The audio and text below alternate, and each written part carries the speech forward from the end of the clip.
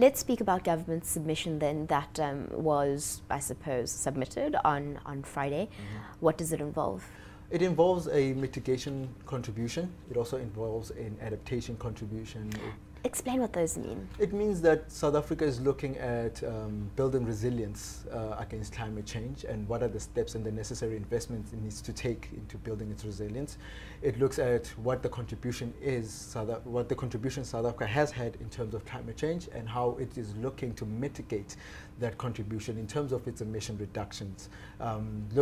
Bearing the fact that when you develop and you're going through economic growth or economic development, you need to emit, or you generally emit. I should not say you need to emit, because that paradigm is starting to change.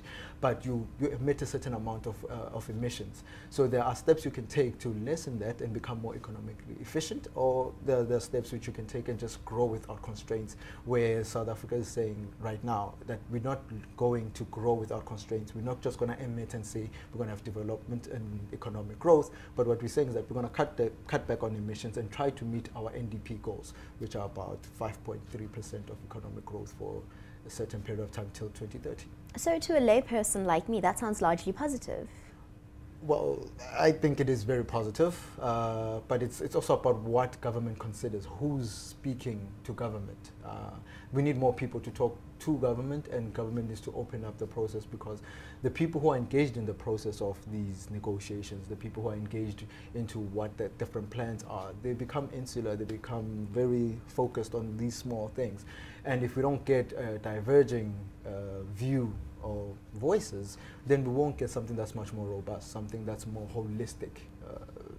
And that's what we need right now. We don't just need technocrats and people who just look at the documents. We need a different feel to this.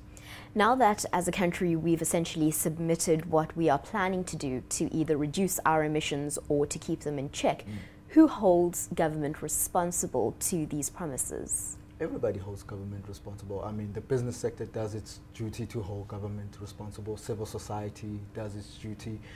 The question is whether or not the actions that have been taken by both business and civil society, including academia as well and labor, are they enough? Are they sufficient? Is it necessary that each and every person out there starts to capacitate themselves in this? Who knows? But the point of the matter is that government can only be held accountable by its citizens. So each and every person who has a mandate or who has an interest in South Africa should be holding the South African government accountable. And it's not necessarily just South African citizens. It's anybody who's got an interest in South Africa. Happy, your organization works at, I suppose, lobbying government or keeping government in check when it comes to climate change. What are you hoping, what is Project 90 by 2030 hoping for when it comes to government submission? Well, there's a particular thing that we're really hoping for. We're hoping for, when you're looking at the actual contribution, which is the mitigation contribution, that as South Africa has already abandoned its business as usual trajectory, basically saying that its emissions are not going to be reduced when they're not going to be reduced against a baseline of a business as usual emissions trajectory, but they're going to reduce them on the basis of something that they call the peak plateau and decline trajectory, which is the PPD. We're saying that the upper bound of the PPD must be what we call the business as usual policy adjusted trajectory. So any baseline and any reduction must be with regards to that.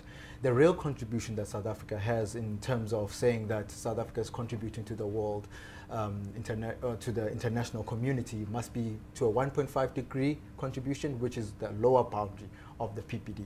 That's what we're saying. And we're saying that any adaptation and investment that South Africa has done should just be annexed to the whole contribution and should just be as a source of transparency and to show what South Africa is capable of, and not be used as a form of support.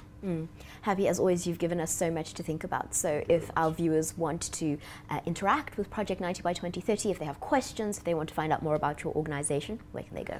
They can find us on Twitter, and they can definitely find us on Facebook. It's Project 90 by the BY word and 2030.